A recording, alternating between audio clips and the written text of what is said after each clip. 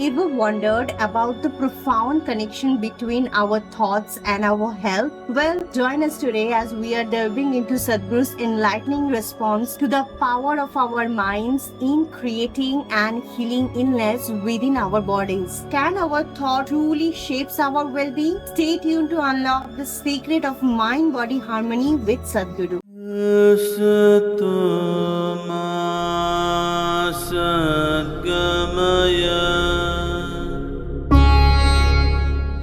Once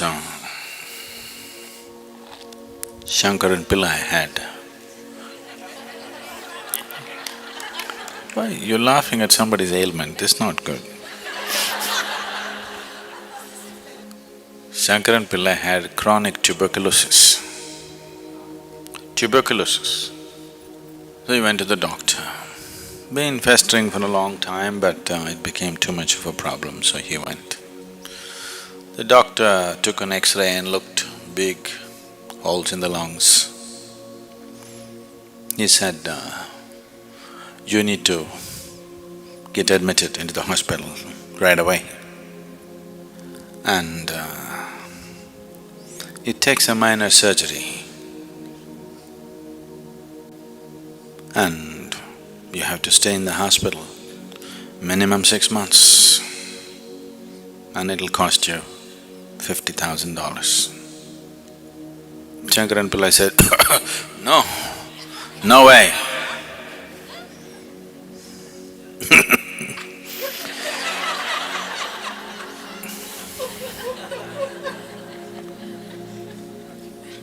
$50,000 for sure I don't have.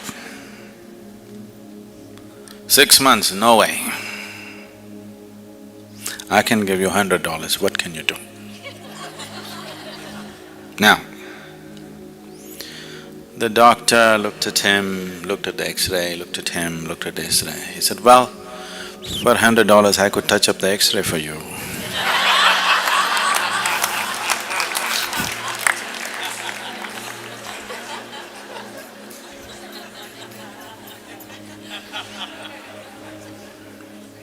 It is possible that you could have caused physical damage to your system, an ailment, because of your patterns of thinking, very much possible.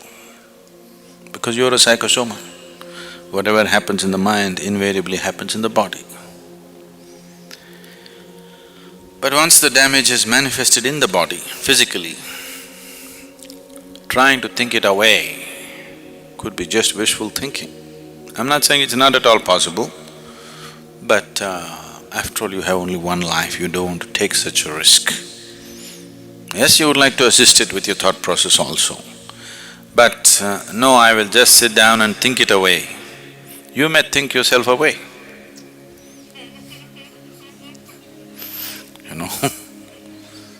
So, don't try such things. Disease or no disease, ailment or no ailment, you have no business to make a mess out of your mind. You have no business to torture this being. Whether you get ailment or you don't get an ailment is the next thing. But you have simply no business to torture this being. Because this is, in a way, it's a helpless being. See, if I run after you with a hot iron right now, you will try to escape. You'll call for help. You can do all those things. But suppose you take a hot iron and start putting into this one, where will this one run? Even if you're a child, you can still have some defense, yes? Even as a 5-6-year-old kid has some defense, isn't it? But this one, no defense. Whatever nonsense you do to this one, it has to just go through it, no escape. So this is like torturing a fetus trapped inside, now you start poking it. This is just like that, yes? The cruelest form of torture, the cruelest thing that you can do is self-torture, because are totally helpless being. Everybody else, however helpless they are, they have some defense, isn't it? Yes? The weakest person can stab you when you're fast asleep. Yes or no? It's happened, isn't it? Somebody is weak, you went on poking them, one day when you're sleeping they came and poked you. They can do something. Even a very weak person, even a child can do something to you. But this one, totally helpless. So you have no business to torture this one, whether you have got an ailment or you haven't got an ailment. If you have gotten an ailment already, you've already taken it that far that you cause damage to the system, it is better that it is assisted in all ways possible. Yes, definitely you must stop your nonsense. But if the system needs medicine, surgery, this one, that one, whatever is needed, it has to be done. Trying to just think it away because you brought it through your mind, do not think that you can take it away through your mind. Possible, I'm not saying no at all. I cannot say it's 100% no, it is possible. But you don't try such things because you may think yourself away. Once it crosses a certain point, then nobody can help you, isn't it? Yes? Even your doctors give up at some point or no? Or they… The only people who don't give up on you is the insurance. Everybody else gives up on you at some point. The only people who don't want to give up on you is insurance because you know. So, keeping your mind life-friendly is definitely your business. Your mind should be friendly to this life, isn't it so? Should work for this life. After all, your mind is your employee. Yes or no? Why have you made him your enemy? If you do not know how to handle the people who work for you, they will turn into your enemies. Don't have any misunderstanding about this. Don't have any doubt about this. It happens, isn't it so? If you don't handle your own children properly, they will turn into your enemies. No? You have any doubt? No, not my son, he won't do that. Don't have any doubt, he'll do that. If you don't handle him right, he will turn into your enemy, yes or no? Yes or no? That's the way life is. Now, why is it your mind, such a powerful, beautiful, miraculous thing, has turned into your enemy? This is something we have to look at, whether you have an ailment or you're on the way. Whichever way, it's time you look at it, isn't it so? You shouldn't let any time pass because thinking diseases in and thinking diseases out is not fun. It'll cost life. Once you have an ailment, it becomes a full-time engagement. You won't have any other luxury of sitting and listening to spiritual discourse like this. It'll take away everything. You'll be sitting in a hospital queue. Yes or no? It's not fun. Yes? It's not fun. Till you get there, you don't realize how bad it is. I want you, everybody, however healthy you are, once a month, take a tour of a major hospital in your town. You must. Really, you must go and see. Not for some perverse pleasure, but you must see what can happen to human beings. Just small things wrong, that's all. They didn't commit any great crime. They were just every day creating little acid in their stomach. See where it's gotten them. If you handle everything right, still, the damn tick may get into you and cause problems, who knows? Yes? You handle everything right, doesn't matter. You got into an airplane, you're thinking they're all people, but the swine flu got into you. Somebody's a swine there, you don't know. If you do everything right, still there are a million problems, isn't it so? Yes? The nature of life is such, even if you drink milk, you could get poisoned. But if you're talking about drinking poison and living well, all the best. That's all I can say. Isn't it so? If you eat good food, it can turn into poison in your stomach, it's possible. If you eat the best things, it can turn into poison. You want to eat poison and live well? I can only wish you luck. Because there's no other way for such a person, isn't it? You're churning up poison and hoping to live well. Oh, you need a lot of luck. We have to arrange the whole tapestry of stars into a line, straight line for you. All the stars in line for you. Otherwise life will not work for you, it'll get you. So, please keep your mind in line. It should work for you. It should do beautiful things for you, not ugly things. Why is your mind doing ugly things? So, now, I can't stand her, I can't stand her. If I develop resentment, anger, hatred, these are all poisons you drink and you expect someone else to die. Life doesn't work like that. If you drink the poison, only you die, not somebody else. I hate her, I want her dead. Only you die, not her. Isn't it? You drink poison and you expect somebody else to die. It doesn't work like that. So, you need to get this straightened out. If your mind is working against you, first and foremost thing that you do is take a break from every damn thing that you're doing, it doesn't matter what you're doing. You understand? Your work, your family, your nonsense, take a break from everything, go to an appropriate place. If you want, you can come here or go to India, go somewhere else, wherever it works for you. Do something about this one.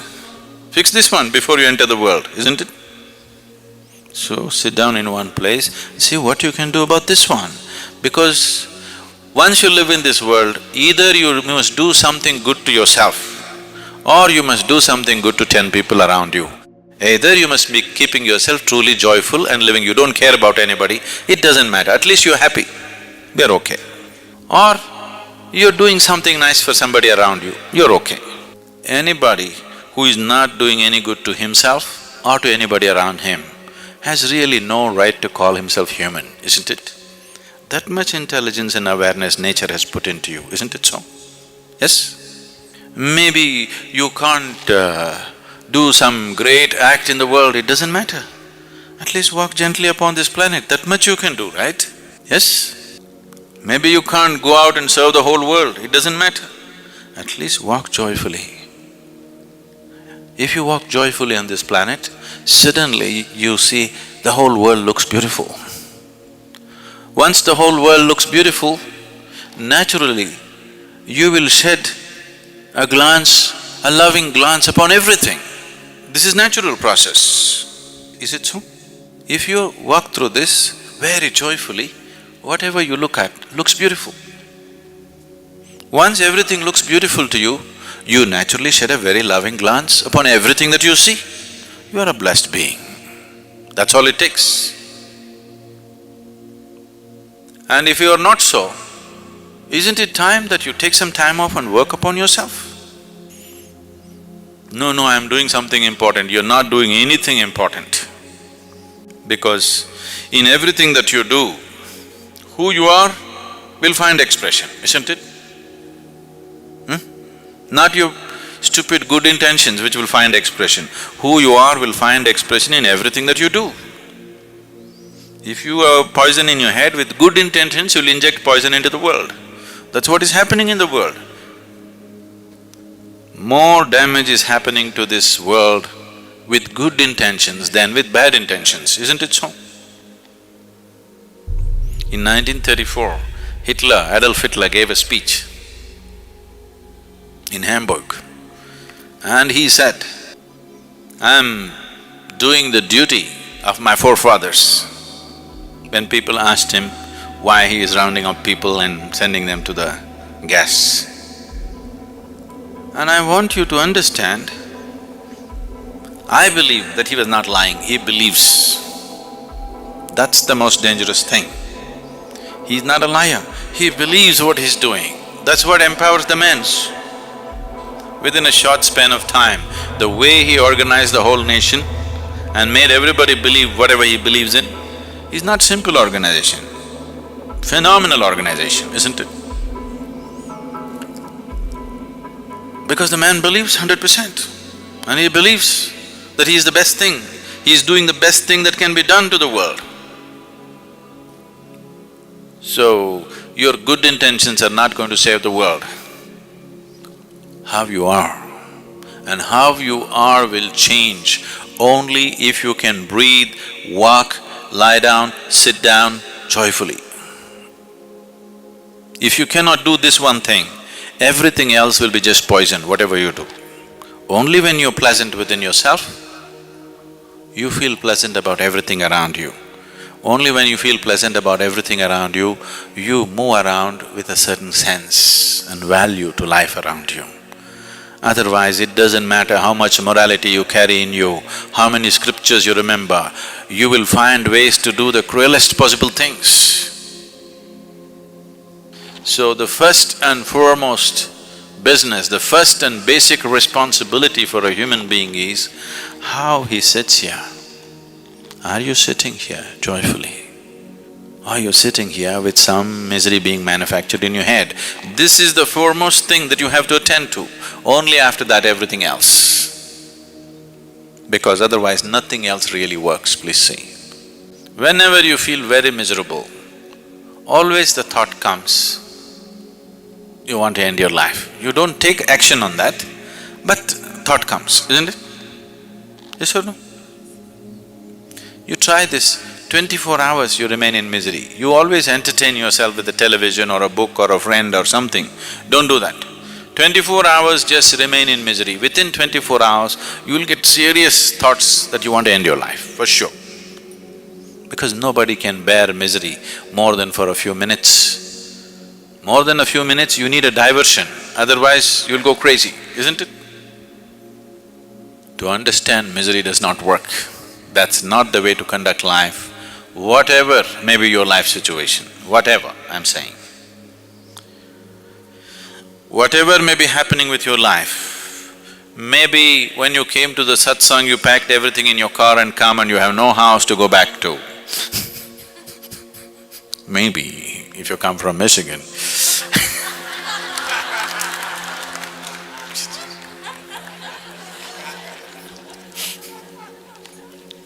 Not you, okay, not you. Maybe something else. There may be many things in life. Whatever it may be, you are better off than when you were born, isn't it? You came with nothing, at least you got something now. You're on the profit side. Look at the beauty of life. You came with utterly nothing.